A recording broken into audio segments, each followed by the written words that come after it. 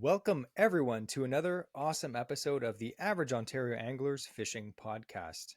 This podcast, I think we got to be close to episode 90 now, Andrew. I lost track at like 7, but we're almost 90. Maybe this is 90. Who knows? But you know what isn't 90? It isn't 90 degrees outside anymore. It is freezing cold. And I thought because of that one fact, that may make you happy, that may make you sad. But this episode, we're going to be talking all about cold water fishing, whether that be ice fishing or fishing on the bank in the rivers. Now, if you're new to this podcast, my name is Jesse. I'm the producer of this show. And with me, the guy with the huge beard, Andrew. Hello, everyone. I help with content creation by just being in it. And that's not a real beard. It's CG. It's the only way we could make it that glorious. But anyway, we've been fishing together Filters for over have 20 so years. Real. Yeah. We've been fishing together for over 20 years, and we have lots of interesting stories, and we like to fish with a lot of different people around all of Ontario. So we're going to relay some of the information and some of the tips and tricks that we've learned over the years so that you guys can, maybe pick up some of these things, get better at fishing. And if not, you're already the best at fishing, apparently. Hopefully we can entertain you on your commute to work. So before we get into our main topic, we actually have, for the first time in a few weeks, instead of an interesting fishing fact, we actually have this week story time. And to handle that story, Andrew. Well, today on date of recording, we had some good freezing rain. I was scraping off my car and realizing I hate this, but it made me think of ice fishing, obviously. And it reminded me of when I had no hut. And so I decided to make my own, or attempt to make my own, I should say. Now, Jesse and I, we've used a few different huts, some kind of cheap ones that kind of fold out and pop up, and you got to, slide some posts in it. We have a nice one now that's like a clam. It all like pops out and, for a nice big tent for overnight trips. But we haven't always been this fortunate. There are many times we would have, we'd just walk out, be sitting on a bucket if we thought to bring a bucket even. Sometimes just be sitting on the ice, crisscross applesauce, hoping for a perch, which never came. Sometimes I would drive my old Cavalier out on the ice because the ice used to freeze really thick back then. So I'd be driving on 2 feet of ice on Lake Simcoe, no issue whatsoever. And I'd fish right out the side of my door, which that actually was probably the best thing I did before we actually got that other hut. Because it was a rigid structure. Now, the story that I've kind of been rolling up to is I tried to design, make, and fabricate a temporary portable hut. Because at the time I was in plumbing, I still am, but I thought, hey, I can just make a ABS, drain pipe frame, wrap it in a tarp, and screw it to the ice. Like that, at least get the wind off us. Because so many times we go out there and all we wanted to do is just get the wind off our back. That's the temperature is cold, but it's way colder with wind. So I decided I'm going to start making this thing. So I got some big eye bolts. Let me tell you, regular wood eye bolts don't screw into ice very good. I didn't know that until I tried doing it. The downside is we didn't even really get that far as to put more than 1 or 2 of those bolts in the ice, because when trying to set this up, the wind was blowing moderately fast. And because I wanted to be able to assemble and disassemble this hut, all of my framework, all of my ABS plastic 1.25-inch pipe that I thought this would be rigid enough, I'd only ever set it up in the basement of my house. So I set up this frame, I wrapped a tarp around it, like, this is great, this will work perfect. I can, sit in here with any wind whatsoever, just on the empty frame. It was like falling apart in the ice. Do you remember trying to set that up, Jesse? I remember it was, I hope no one was watching it because it was pretty sad. And then we finally get some of the structure together. I'm like, what if we start, wrapping it in the tarp? The tarp will hold it together so it won't just like fall apart. We bring the tarp out and this, I don't know, maybe it was 10 kilometer an hour winds. Not crazy, but definitely substantial when there's zero structure on the ice. And it's just catching this tarp that I had sewn into a square shape. So it's like a giant kite just trying to pull me across the ice. Yeah, long story short was we had a bunch of garbage we had to walk around with all day because all that stuff was absolutely useless at forming a structure. And I think we ended up drilling a hole beside an unused ice hut that was out there just so we'd have, wind off our backs by using someone else's structure. But yeah, that was my first attempt and only attempt at trying to make my own ice hut, portable ice hut, I should say. If you make your own out of, plywood box and all that stuff, that's cool. I would have no issue doing that. It would be solid. I'm confident in that. But trying to design and fabricate my own portable, disassemblable ice hut was a waste of money. A good 2 hours of fishing time on the lake that day and many hours of trying to make it at home. So the lesson is, if you want something done right, don't do it yourself. I always say to that, sometimes I'll have people that want me to build something for them at work. And sometimes it's at the point where you say, you know what? It may sound like it's going to be cheaper to make it yourself, but I guarantee that you can buy something already made that will look way better than trying to do it your DIY self. Now, we have seen some pretty creative DIY fishing huts over the years. This particular one, it was very comedic. It was hilarious. I tried to block out those memories. In fact, it was kind of embarrassing. Andrew's trying to do it, and I was just pretending I didn't know him the whole time. It's like, oh, hey there, random stranger. Do you need help? I actually just forgot about that until you mentioned it right now. That's pretty sad. But anyway. And all we had was a hand auger there. It was like an 8-inch hand auger.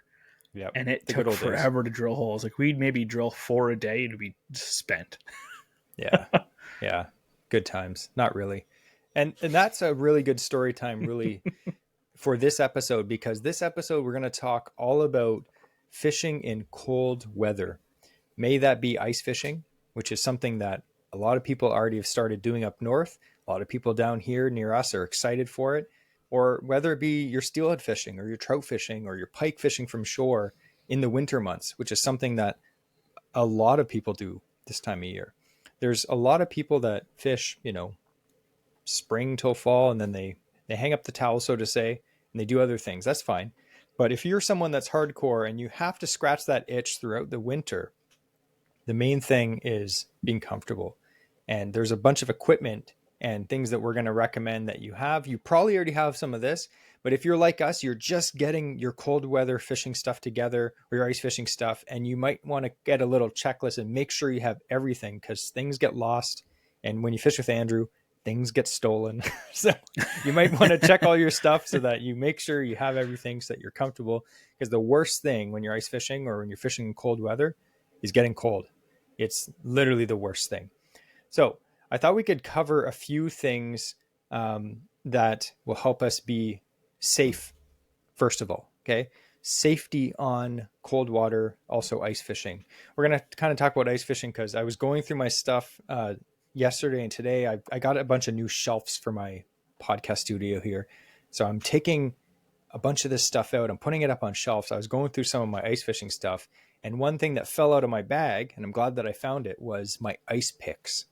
Now, if you're not aware what ice picks are, why don't you describe it, Andrew, in the most basic terms of all time? And no, they're not weapons.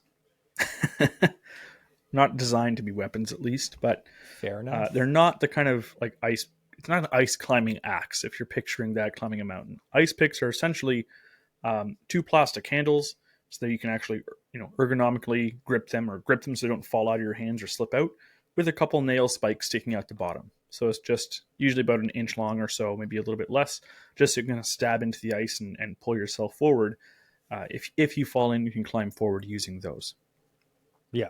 And they're attached with a lanyard between the two, so you can kind of just wrap it around your neck or through your sleeves even, so it doesn't get lost if you do let go with your hand or it slips out of your hand. Exactly. And the main thing that we say to people is if you're ever walking on the ice, you should always have ice picks. Ice picks are like one of the biggest essential item that you could have. A float suit is great, but you need ice picks to actually, if you fall in the water, heaven forbid, through the ice, these ice picks are the main thing that's going to help you get out in a more effective way. And like Andrew said, they go around your neck. They're on like a piece of string or like a lanyard or something. The worst place to have ice picks is literally in your fishing bag. That's the worst place. Everyone's, oh yeah, I got ice picks, but they're in my bag over there. It's like, well, that's not going to help you if you fall in. The last thing you want to do is be falling in and yelling at your buddy to find my ice picks, you know? Or if you're by yourself, which don't recommend in sketchy ice conditions, try to go with someone. But ice picks, they're cheap. They're 15, 20 bucks at the most. You can get retractable ones so that they're not just, hanging sharp daggers on your coat and ripping you up when you're fishing. But I have ones that click together and you wear them like a necklace. And if you happen to fall in and you need to get out, you'll be very happy that you have those hanging around your neck where they're easy to grab. Make sure you have them. Again, they're not expensive. And an interesting fact, so I was just going to say is it kind of reminds me of screwdrivers, right? Yeah. Like ice picks. And I was seeing some information. It was like early versions of ice picks were actually like sharpened screwdrivers. So guys would like have two screwdrivers that they sharpen the tips and then they tie it on a piece of rope around their neck. Now that if you want to do that, that's fine. Like that's literally what ice picks are, but it seems kind of sketchy. So you might want to just buy the $10 ones that are already pre-made and it might work a little bit better for you. Yeah. I was going to say they're not expensive to get a set of ice picks. And if you're fortunate like me, I found a pair in the middle of the lake. Was it beside a big crack in the lake? I'm hoping it was just kind of lost on some guy when they fell off his neck or something like that. And I hope he didn't fall in before they fell off his neck. But we were just on the walking back one day ice fishing, and I saw, hey, what are these things? I didn't know what they were at first, but yeah, they clip together. They like Jesse said, they're like a necklace, so they're not loose and stabbing you. But now, to make sure that I don't lose them, I'll actually thread it right through my coat sleeves, kind of like idiot mittens, where it has that string going around your whole back. That way, even if I lose it or lose grip of it, it's still right there at my hand. So it's a long enough rope to be able to do that, like to have your full span of your arms holding each one. So, but yeah, vital importance, absolutely. Absolutely. Yeah. Remember that year that I lost my ice picks and then Andrew magically found some? It might have been mine. Andrew's a bit of a vulture sometimes. It's okay. The next thing that we're going to talk about is a float suit. Now we're not going to go super in depth because next month in January, we actually have a guest that is someone that's in the ice fishing industry. And they are going to talk to us in depth about ice safety and spud bars and safety and all that kind of stuff. So we're just going to kind of talk about a few essential items that you should get ready to get. They're going to talk about how to use them. So we'll go more in depth in January. Stay tuned for that. But the next thing I want to talk about is a flotation suit because it's very important early ice. So early ice, this time of year, there's still a few lakes that don't have ice on them down here. A lot of the lakes up north, they have ice on them. Is it safe ice? Not a lot yet. It's still December. One thing that you want to do if you're fishing on thinner ice, use caution, but you should, if you can afford it, wear a float suit. Now, me and Andrew both have float suits now. Thank goodness. We fished many years without them. They are expensive. They've come down in price a bit, but that's the main thing that I hear people. I've worked at tackle shops, and that was the main thing people said. Like, I would love to get a float suit, but they cost $600, $700, $800, $1,000, whatever.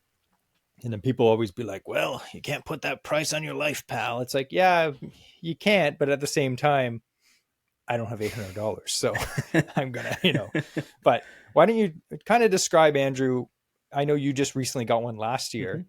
We both have the same one now. We have the Striker Climate Ice Suit, which is amazing.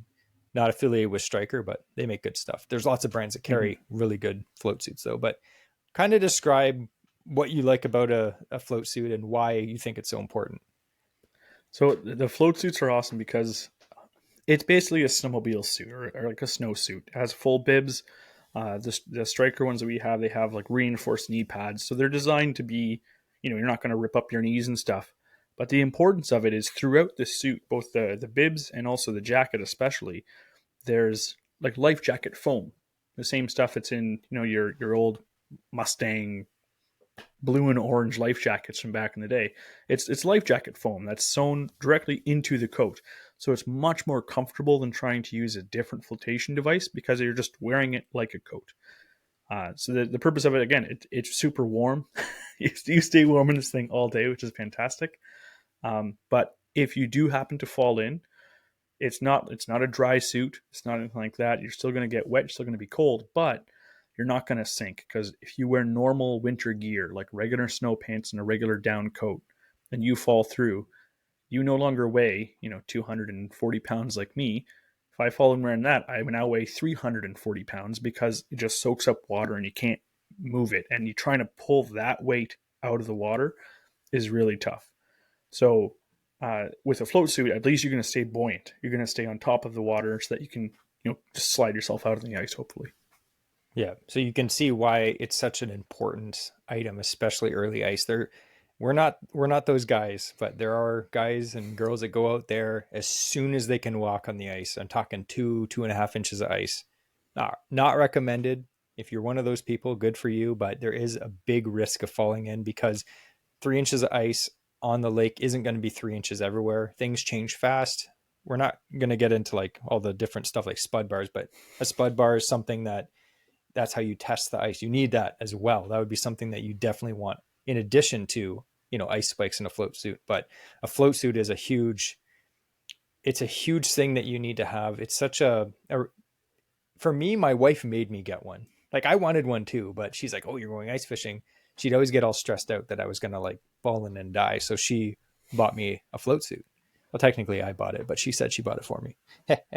But it made her feel better and it made me feel better. So it's something that it provides you that, what's the word I'm looking for? Peace of mind. Yeah. Peace of mind when you're going out. Again, when you go in the middle of February and it's like, 20 inches of ice, you're probably never going to fall in through the ice. The ice is very thick, but like Andrew mentioned, it's also a heck of a warm suit. Like me and Andrew's suits, the climates you put them on, it's minus 35 out there. You don't feel it at all, especially if you layer up. It's amazing. They're just great. Yep. Now, one side tangent, and I will argue anyone on this because I've heard it all. Believe me, I worked at tackle shops. I've heard it all. Float suits are expensive. I agree. They're very expensive. There are some budget ones that are not bad. But I've heard so many people say, well, I'm just going to wear an inflatable life jacket over top of my snowmobile suit. That's just as good. It'll keep me floating, blah, blah, blah. That's not true. That doesn't work. And I'll tell you why. Well, who is one of the biggest and best manufacturers of inflatable life jackets? Mustang. They make some of the best stuff. They make all kinds of amazing products. I have one of their life jackets. They're inflatable life jackets. They're PFDs. Even if you have an automatic one, so when it senses water, when you're submerged in water, it will auto inflate. Or there's some that are manual where you actually have to pull a little thing and then it inflates. Now, you may think that's a good idea because you can buy an inflatable life jacket now for about $150. You can buy them at Costco for like $99, like cheaper brands. Putting that over top of your snowsuit may seem like a good idea because it's going to save you hundreds of dollars. You already have a snowsuit. Why don't you just wear that? Well, unfortunately, these inflatable life jackets are not designed at all to be used in below freezing temperatures. So I actually looked up an article on Mustang.com, and I thought I'd just read some of these things. I'm not going to try to put this in my own words because it's too complicated. Just kidding. Thermodynamics? Like what? Just kidding. So they say, this is what Mustang says. It says, our inflatable devices are typically approved for use by Transport Canada and the United States Coast Guard based on testing conducted by independent underwriter laboratories. Now, it goes into a whole bunch of stuff about the standards for these testings, all this stuff, blah, blah, blah, boring, boring, boring. And it says these standards stipulate the inflatable device must be marked "Do not use below freezing." This marking is because cold air below 0 degrees and cold water near 0 degrees can negatively affect the inflator's ability to puncture the CO2 gas cylinder, both manual and automatic.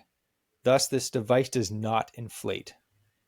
If it does inflate, the time to achieve buoyancy can also be significantly delayed, and it is possible the device will not produce the full amount of required buoyancy. And it goes on to talk about as the temperature approaches freezing, your inflatable flotation device will provide less buoyancy and inflate extremely slowly. So there's a whole article. I'm not going to read through all of it, but long and the short of it is those things are not designed to work in cold temperatures. Just because it inflates during the summer, do a little bit of research. You wouldn't want to risk your life just because you were uneducated on some safety thing that doesn't even work. You're like, it's fine. I'll just wear this. And then you fall in. You're like, it's not working. Yeah, it's easy to find that information. Now, I'm not dissing you if you're trying to do that. I'm just saying that's a wake up call. If you think you're just going to do that, it's not worth doing because they don't work. Now, the other option you can do, it's going to be bulky, it's going to be fat, you're going to look a little bit heavy, is wear an actual life jacket, a foam life jacket. Now, that doesn't have to inflate. It is, again, you're going to look a bit like the Michelin Man if you're wearing a snowsuit, and you're going to look like a bit of a dork wearing a life jacket on top. But if you fall in, it'll keep you floating because, like Andrew said, a float suit is literally a coat with that material built into it. So it's very similar. So anyway, don't do that. Don't use an inflatable. Not recommended. The next thing that we'd like to mention quickly is a rope and a throw bag. Now, why is that something that is important, Andrew? Well, if one person falls through the ice, there's a good chance that if you go up close to that edge, you too will fall through the ice. The best way you can help someone else is by being safe yourself. So there's always been safety rules, even in boats. Don't jump in the water to save someone who's drowning because they will be maybe panicking and you'll drown with them. So the safe way to do things is make sure you're safe and able to assist the other person. So the great thing with the throw bag or throw rope and bag is you can do so from a safe distance without risk of them, of you falling into the same broken up ice or same thin ice that they fell through. Yeah. And that's one thing that you can buy. They're not that expensive. You can throw it in your fishing bag. It doesn't take up a lot of space.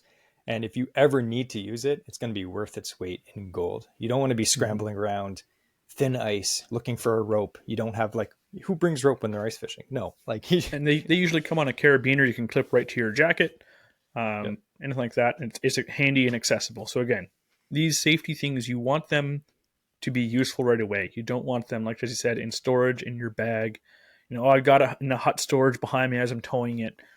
It's of no use there. So just making sure that it is in an accessible area for all of these things, because you don't have time when disaster strikes. It's so true. Now, I thought we could cover quickly ice cleats. Andrew has some cool ones on his boots we'll talk about.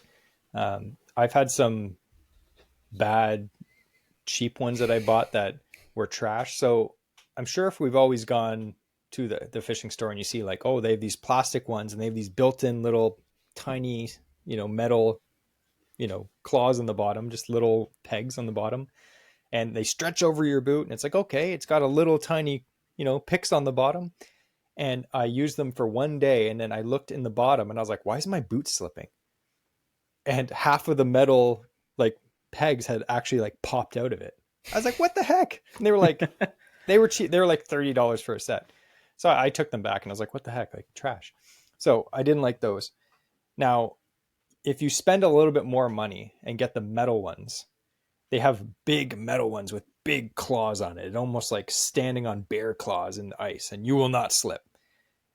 They occasionally fall off your boot. I've had them fall off once or twice, but that's after using them many, many times. You can get metal ones that go all the way around. If you do get the plastic ones with the big claws on the bottom, I've seen guys and girls, they get they'll get bungee cords, the little ones you can buy at the dollar store, and they can actually loop around your boot so they won't fall off. I'm going to try that this year, see how it works. But Andrew has some cool ones that he picked up. I think it was at the Sportsman Show or the Ice Fishing Show. Ice Fishing Show last year. Because I've gone through a few pairs of those kind of crampons that you just stretch over your boot, and I always lose one on the first trip out with it. Every single time I lose one. Yeah, and then you see him slip. One. I'm like, what happened? But I found they're really cool. They're eye grip studs. And so you can get them for your truck tires, your quad tires, but they also make them in really smaller form with it, where the thread on it is very small. and they essentially screw into the bottom of your boot. And it has a little stud. They can have like flat sided, they have pointed ones, but you can put as many as you want in the bottom of your boot, or just a few just in the toe, however you want it.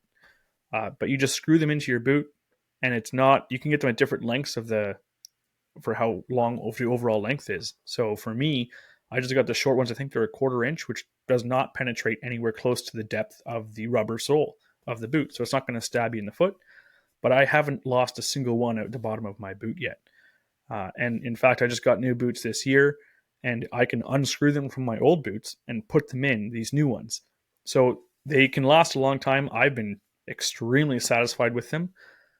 I found they're a little bit pricier than just the stretch over crampons, but again, I haven't lost it, and I've used them multiple times. And for me, I think they're fantastic. Yeah, I'm actually going to pick up a pair this winter. Again, I'm going to link everything down in the show notes below. So if you're interested in checking those out, again, we're not affiliated with them. We're just recommending gear that works for us. Definitely check that out, because it's definitely a cool solution. And you don't have to try like awkwardly to like stretch this plastic thing over your boot every time you let go and it shoots off and hits someone, kills them. It's just bad every single time. I find a lot of them are designed to fit over top of like shoes. There are people who don't want to slip on their driveway and stuff. And so when you're trying to stretch it over a size 13 winter boot, like they don't make them big enough.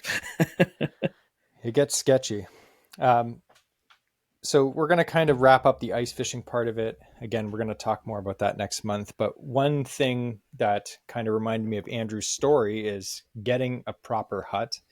And unlike Andrew, you don't have to try to make a hut. Huts have come down in price significantly. You can buy a reasonably priced, non-thermal, just, windbreaker style hut for a few $100 now.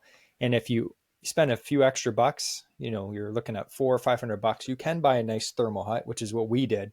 And it is night and day. Thermal huts are fantastic. You get inside, you turn the heater on. That's another essential item. In my opinion, it is essential to being comfortable outside, is having a heater. A little buddy heater. They're great little heaters. We have the attachment hose, so we can hook it up to a full 20-pound propane tank. The problem with the buddy heaters is the little 1-pound propane tanks. They're convenient. They're great if you're just going out for a few hours. But those bottles of propane, they only last an hour or two, and they're $10 a piece. And I know you're not supposed to refill them, but even if you refill them, it's just a pain in the butt. So what we did is we bought the adapter and just a 20-pound tank, and that thing will last days.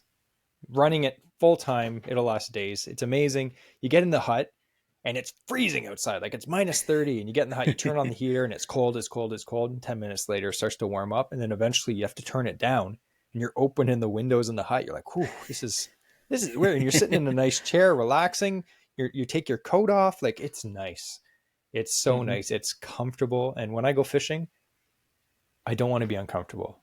I don't think anyone's like, I want to be uncomfortable. No, like having a heater and a nice thermal hunt, it is a bit of an investment. Me and Andrew split it last year. And we we're like, you know what? We have to get this, because we had a non-thermal hut for years before, and it was fine. But when it was cold, remember that trip we went lake trout fishing and it was like minus 35? Yep. It was so cold. We were just sitting there chattering. We're wearing like, nice float suits and stuff. But when you're sitting out there minus 35 for like 10 hours, it eventually catches up to you and you freeze to death. and that's why I even went ice fishing again. We had a heater in the hut and a nice thermal hut. Again, night and day difference. But by the end of the day, my feet were still cold, because Jesse's were fine, but I still was rocking old like Walmart special winter boots. I put on like 3 layers of socks and stuff in them, but it's there's not enough thermal lining in the cheaper boots, I find, especially for a full day on the ice. Because even with the heater in the hut, the heat is not on ice level. You're still getting all that cold coming up off the ice. But with a good set of winter boots, your toes are usually your first thing. They're going to get cold and have frostbite, or just be so uncomfortable you want to get off the ice. So just because you have a heater in a hut, make sure you have all the right winter equipment still. Definitely. Speaking of frostbite, Andrew's mentioning that disgusting thing. I thought we could talk a bit about frostbite, just to reiterate the fact that it is something that is serious. I know everyone jokes like, oh, I can't feel my toes. It's like, yeah, that's great. but what if they turn black and fall off? Mm-hmm. Not good. So I thought we could just cover a little bit about frostbite because I don't know that much about it. So I don't want to just be dissing something I don't know about. Like, frostbite, that's for wussies. All right. So I'm sure we've all got super cold. Maybe our hands are in the water. Maybe you're just outside fishing. Your hands get wet. Not even wet. You're just cold, and your fingers just start to get a little bit stiff. You ever tried to text someone on your phone and your fingers are stiff, and you just keep, Oh yeah. you're like, I can't spell. Like, why am I dumb? That's not frostbite, but that's just getting cold. But understanding frostbite, it's actually damage to the skin or the underlying tissues caused by extreme cold. Not just a little bit cold, but extreme cold. Now, there's different types of frostbite. So first degree, which they actually is like, it's called frost nip. It's like, did you get frostbite? No, I got frost nip.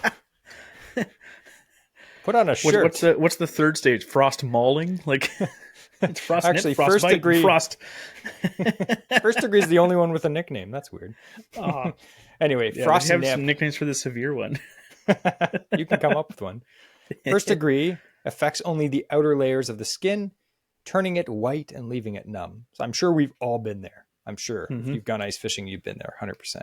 Second degree, skin becomes white or blue and feels frozen, but the tissue underneath is not yet damaged. So that sounds kind of sketchy, but I mean, it's not damaged yet. So, could be worse, I guess. Now, third degree. I have been to that stage actually. Oh yeah. Just once. And the pins and needles and pain you feel as it's coming back up to temperature when you get home, it lasts for hours. It hurts a lot. Third degree, deeper layers of skin are damaged, turning it colors such as bluish gray or white. Now, what are the risk factors for people that are fishing? Well, things that can cause you to get frostbite are wind exposure. Wind can accelerate heat loss, increasing the risk of frostbite. We all know the wind chill. When you look, it's like, oh, it's -10. But with the wind chill, it's -370. That wind sucks all of the heat right out of you. Even in the fall, when we're musky fishing, it's like, oh, it's a nice day, and the wind picks up, and you instantly get freezing. You're like, oh. Ugh. Wet conditions. Wet clothing or gear can lead to faster heat loss.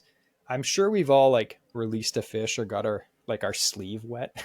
You're like, oh, grab something in the water and your sleeve's wet, and in the fall or winter it doesn't dry and your whole arm just is freezing. Oh, I hate that. So inadequate clothing. So if you're not wearing proper layers or protective gear, it can leave your skin exposed to cold. Again, you can't just go out ice fishing and not wear a hat and mitts. You need all that stuff or else you will get frostbite. Now, how can we prevent something like this from happening? Well, it mentions that we should dress in layers. The first layer is moisture wicking base layer and insulated mid layers and waterproof outer layers. Now, I thought that's funny because even recently I've been musky fishing, me and Andrew, in the fall, and we're wearing our bibs, winter bibs, but they're waterproof ones. So something that isn't waterproof, that's warm, you're like, oh, it's warm. But when you're ice fishing, there's oftentimes a lot of slush, a lot of water. If those things soak up water, you are going to freeze to death. Not to death, but you're going to be really cold. So get some good quality stuff that's actually waterproof, especially boots. Andrew was saying about his boots being crappy. He got new ones recently, but I have the waterproof Baffin Titan boots, and they're just a rubber boot with super thick insulation inside, and I can kick slush from the hole when I'm drilling holes. I can walk through water, all that stuff, and my feet stay bone dry. So stuff like that is very, very important. We have to protect your extremities, wear insulated gloves, hats, face coverings to protect your hands, ears, and face. Even if you look dumb. I always say, Andrew has this really big, stupid hat that he wears. It's warm as heck. He looks like a moron, but guess what? He's toasty and warm. So don't worry about what other people think. This isn't a fashion show, people. It's fishing. It's not a fashion show. Another thing that it says that we should recognize early signs of frostbite. If you're feeling numbness, if you feel loss in the affected areas, your skin starts changing colors, that's not good. So it's if your skin turns white, grayish, or blue, that's bad. Who would have thought? I'm chameleon man, but it only works in extreme cold temperatures. It's a trick that only works once. So And what should another you thing I do? just wanted to point out, like with the, again, staying warm and obviously, but is a really important part of dressing in layers, because we talked before on this podcast about hypothermia. We had a whole interesting fishing fact about that Jesse did. But if you're walking out on the ice and you're like sweating because you're exerting yourself and you're all nice and toasty, and then you stop, you drill your hole, especially if you're drilling it by hand, you're scooping it all out, and then you're just like dripping sweat. You're soaking all your insulating layers. And so dressing in layers on the walk out, oftentimes Jesse and I will have our coats fully like zipped open, blowing in the wind, because we're warm. Yeah. And so the goal that I try and reach is, I don't want to sweat on the walk out, but as soon as we stop working, you can zip everything up and you're all nice and toasty. So just important that if you can easily develop frostbite, if you have hypothermia because you were sweating and you decided now's a good time to take off all my clothes because you're not thinking straight. Terrible. Now, what should you do if you suspect that you have frostbite? Well, first one, seek shelter, move to a warmer environment immediately. Warm affected areas, use warm, not hot, warm water or body heat to gently warm the skin, and seek medical attention, get professional medical help as soon as possible. Now, that's the cool thing about frostbite. Now, I was looking up, so I'm going to go into a quick little story time, if you don't mind, right now, about a fishing adventure that I just had on Saturday, because it kind of goes into this next point. So I had a day fishing with Travis of Kawartha Fishing Charters on Saturday, and Travis is a hardcore musky guy, hardcore. So he messaged me and he's like, "Hey, dude, you want to go fishing for musky?" And I was like, "Absolutely! Like, why would I say no to that?" And he's like, "What days are you free?" The only day that we could do it was like the first weekend in December. And I've never fished musky that late myself, because usually by then, we fish out of small boats. So I was kind of skeptical. I'm like, how good could it be? Like, I've heard of guys catching them in late fall, but December seems kind of sketchy. A lot of the lakes have ice on them already. So we went up there. He took me out and we fished for musky, and the water was below 40 degrees. We were dressed up in our full ice bibs, pretty much. I had on a toque. Actually, I have the toque right here. Look, I have his toque because it's the Kawartha fishing hat. Nice. Anyway, Travis also has his own apparel brand, so I'm going to link that below as well. But Travis, super nice guy. I learned so much from this guy in like 5 or 6 hours of fishing with him. It is insane to fish with people that fish all the time and guides like that. They know so much about fishing. It's insane. I'm so jealous because like they're out on the water all the time. So for a regular average angler like me, I'm just like, I have no idea. Like what, like this time of year, like what are we doing? He's telling me, he's like, yeah, don't worry. It's going to be a great day. We're going to catch a bunch of fish. And I was like, so skeptical. I'm like, it is freezing outside. Everything was freezing. My reel was filling with ice. The line would fill with ice. All the guides were just chocked with ice. Every like 20 minutes, we were chipping ice out of our guides. The reels weren't working properly because the T-wing system was just full of ice, like chipping it out. Spraying WD-40 and stuff on the rods and the line and stuff so that line wouldn't freeze on it and all this stuff. It was pretty crazy. We ended up catching 4 muskie and missed 2 other ones. So 6, technically row 6 fish, got 4 in the boat and 2 over 40 inch. And it was an insane day. But one thing that he was telling me before we went out, he was like, make sure you bring something hot to drink. I was like, okay.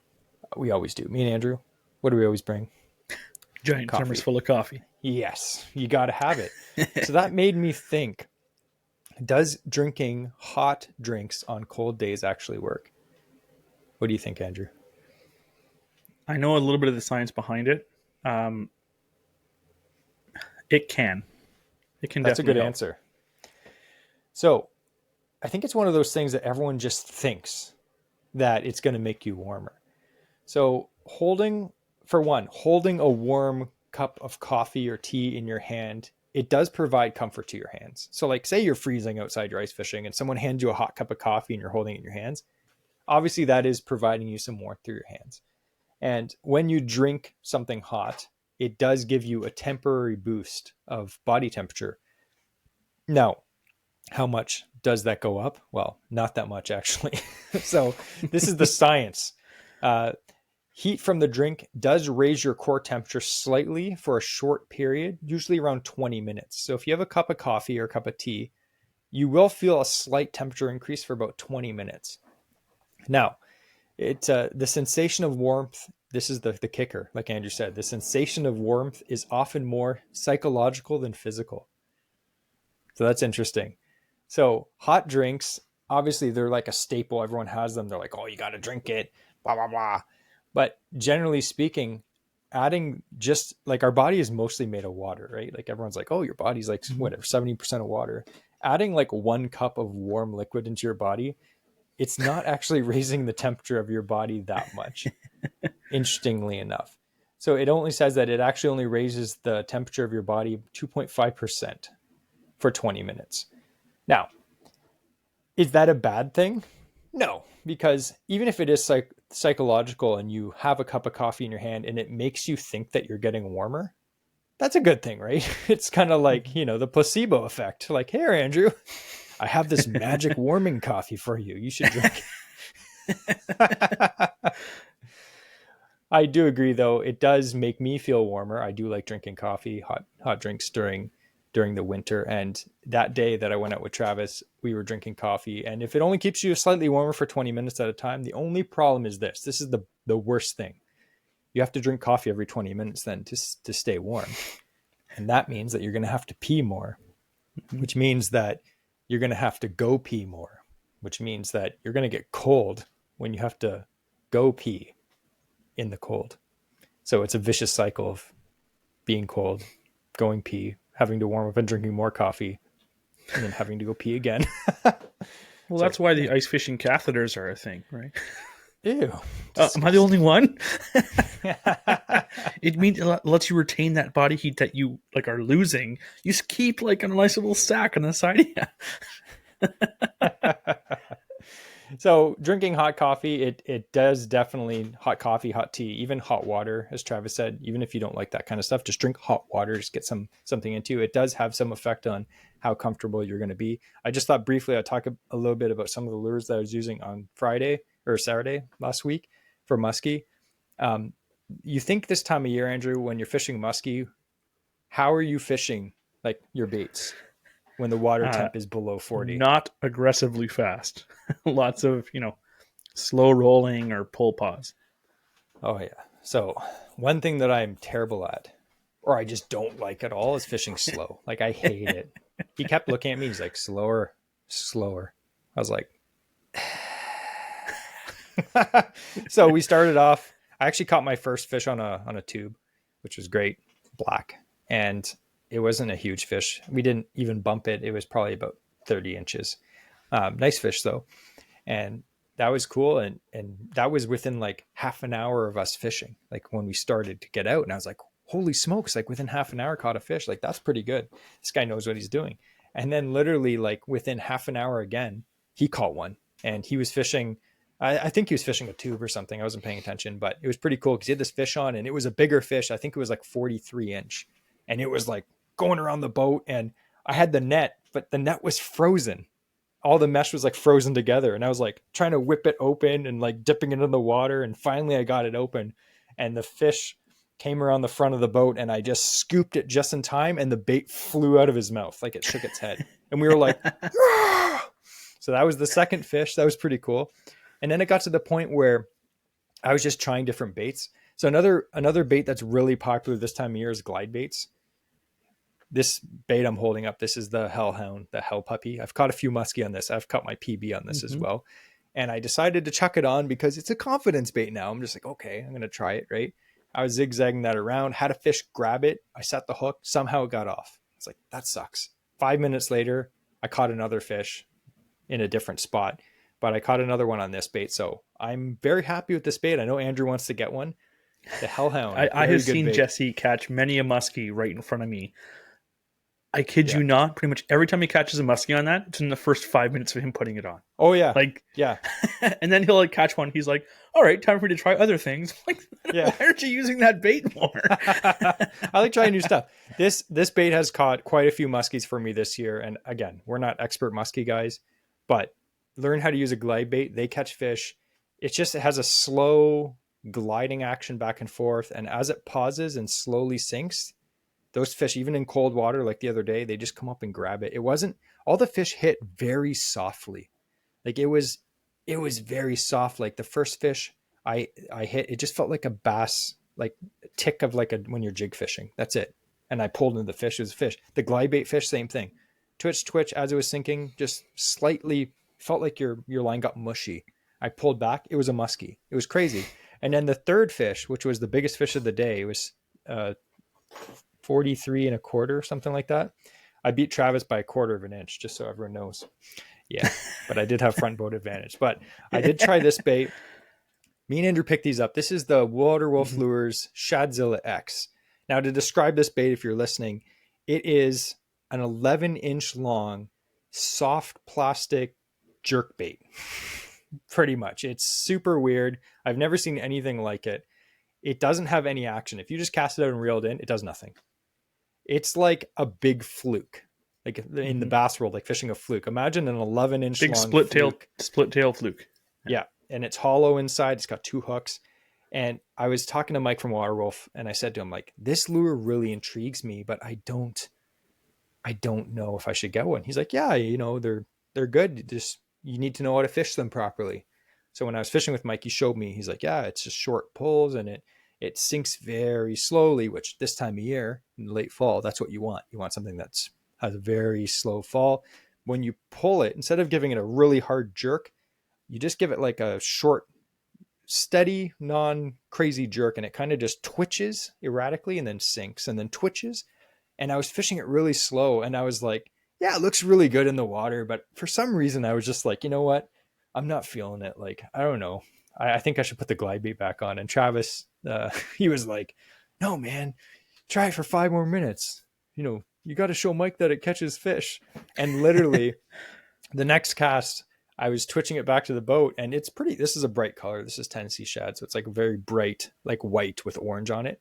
It was floating down, and then all of a sudden, like 10 feet from the boat, a muskie just came up and grabbed it, and the tail was hanging out of its mouth. And I looked down, and I just felt like a tap. And I looked down, I pulled up, and then he's like, is that a fish? And I set the hook right into it, like right beside the boat. And it was just like thrashing around. Anyway, if you want to see a picture of that, check out our Instagram. But I did get some nice bite marks in this. It's funny. There's bite marks up on the head and in the mid because the fish grabbed it like this and the tail was hanging out of his mouth. So it was pretty cool. And I'd say the last story I'll tell you is I'm a huge fan of Medusas. The Chaos Tackle Medusa. It's a big pull pause bait with 3 rubber tails. And Travis was like, yeah, those are good, but I lose a lot of fish on them because there's lots of rubber. And I was like, I don't know. I cast it out. I had a muskie grab it, had it halfway to the boat, and the lure flies out of his mouth, and he's just standing there. He's like, mm-hmm. Always listen to your guide. That's important. Yes. So anyway, we're going to actually have him on as a guest coming up in the new year. We're going to be talking all about muskie fishing. Travis at Kawartha Fishing Charters is an absolute hammer.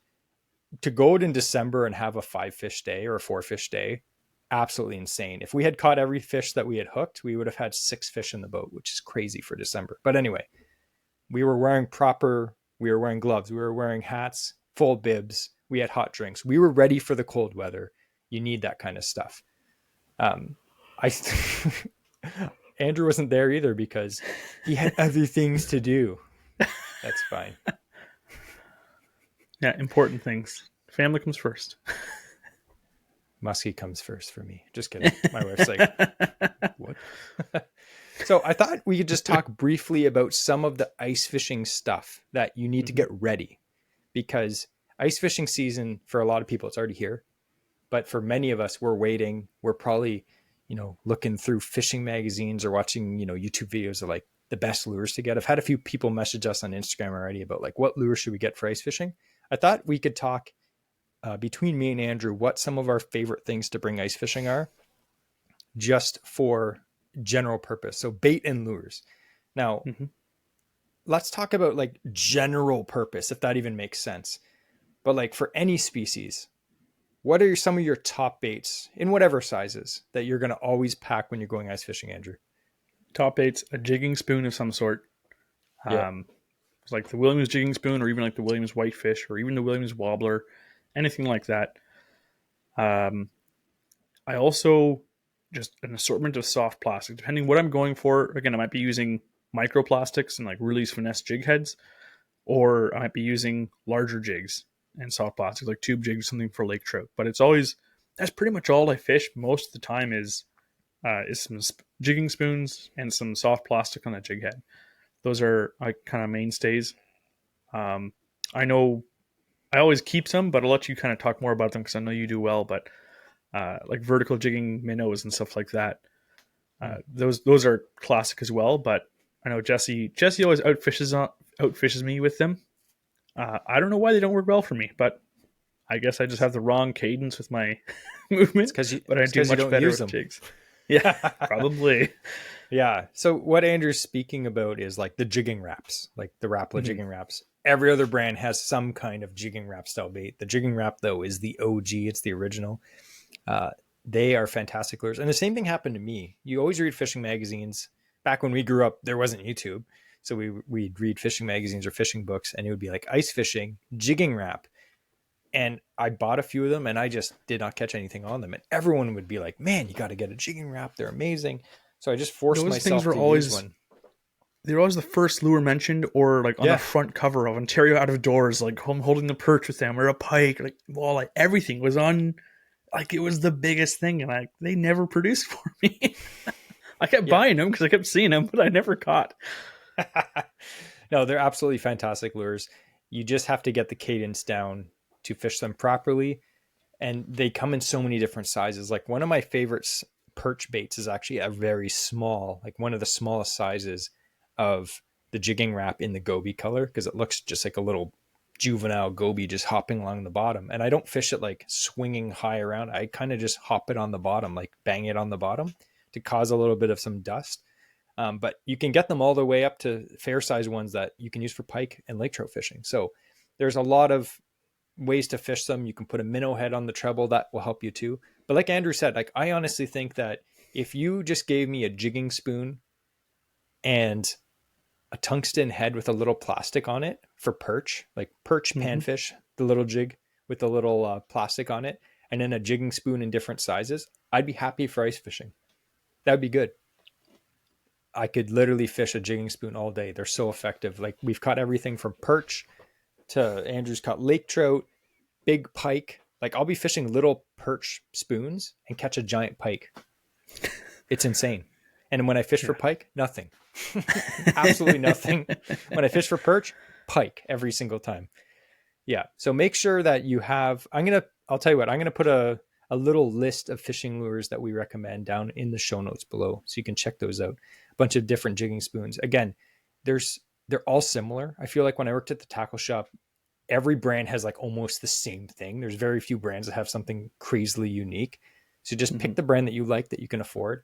Something with good quality components, good hooks. You should be fine with any major brand, and just pick just the most basic colors. Like you don't have to have anything crazy. Like one of the best colors ever, Andrew, silver. You Yeah. can't beat silver. Get some glow when you're fishing early Yep. morning or like at night. It doesn't have to be crazy. Fishing is not, ice fishing doesn't have to be crazy. I think people overcomplicate it for sure, but don't need to do it. Do you remember the that one bait? I think it was the Nomad. Was it Blue Fox? And it Yep. was like a hunk of steel of a spoon, but it had a chain with a single hook on the bottom that had a little glow bead on it. And you can still get them. I know now, like going to places like Sale. Uh, Actually, just at Sale a few days ago, I saw they had a whole bunch of the chains you can buy, the chain and the hook that you can put on whatever spoon you want. But I really like those for fishing, like when you're going for perch or whatnot, or walleye, and you have live bait. I love hooking a minnow on that because it has like this heavy weight that gets it down there, but it has all this like freedom of like a couple inches of chain to move around on, and I really like that for a real natural presentation of it. But that's another one that I always have with me for when I go ice fishing as well. Yeah, I've done well with the little cast masters too with the chain. Mm-hmm. I don't know what it is. just the extra chain. Another cool bait that I think both of us were using was that Lindy perch talker. It's just Yeah. like literally like a little chain of beads that rattle together and you just like jiggle it. Fishing Mhm. through the ice, it's so funny because you think that the water's clear, the fish have a good look at all the stuff, but they'll come up and just hit a spoon hanging in the water. It's like, it looks like nothing. It's just like a piece of metal hanging there and they're like, "Oh, what is that?" And they grab it. So It's funny don't need too, like anything crazy. oftentimes they don't even grab the spoon. They don't inhale it. They'll nibble on the hook. They're Yeah. like, what's this coming off of the thing that's flashy? And that's what they'll bite. Yeah. It's crazy. So the thing is, as we've discussed this episode, fishing in cold weather, especially when you're ice fishing, it may be, late season musky fishing or steelhead fishing or ice fishing. It's very uncomfortable and it could be dangerous. So if you take some of these tips to heart about having the proper equipment, again, we're gonna go nutso in January about talking about that in our ice fishing episode. It's actually a double episode. That's how crazy it is. We're going to cover literally everything. And the thing is, we have a guest on, so we don't even have to cover it. They're going to do it all for us. We're just going to sit back and relax. It's going to be amazing. We'll be telling stories of all the things that we're learning we should have done for years and haven't been. Yes. Yes. So anyway, that's the episode for today. I thought that we would just quickly mention one thing. Now, this is not a podcast giveaway, but this is an Instagram giveaway that I'm talking about right now. But we're actually doing a very large sale giveaway. We're giving away a very large, I'm not going to mention the amount, check it out on our Instagram, but we're giving away a large gift card from Sail Outdoors. Mm-hmm. Now, we partnered up with Sail this year to do some content on the podcast. This is an Instagram part of it, and they gave us a pretty chunky gift card to give away. And we're giving that away on our social media page on Instagram, so check it out. You could Jesse win this said gift he card. couldn't give it to me. What a guy. Yeah. Well, technically they're drawing it, so we have nothing to do with it. But if you win this gift card, I'll tell you, it's enough that you could buy yourself a fish finder, an ice hut. Okay, a fish finder or an ice hut, not both. We're not that generous. But it's a sizable gift card, so definitely check that out. If you're on our social media, make sure you're following us. Make sure you're following Sail as well. And the post on our Instagram, if you find it there, it'll tell you all the details.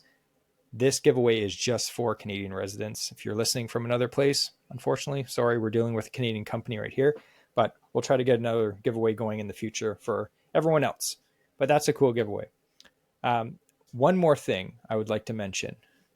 We've been kind of teasing about some of our guests that we're going to get on in the new year. Mm-hmm. So we have a few really good ones lined up. Now, January, I'm going to give you some teasers, okay? You want to hear them, Andrew? Andrew doesn't even know these. I know a few, and I tell you, I'm already excited, so I can't wait to hear some others.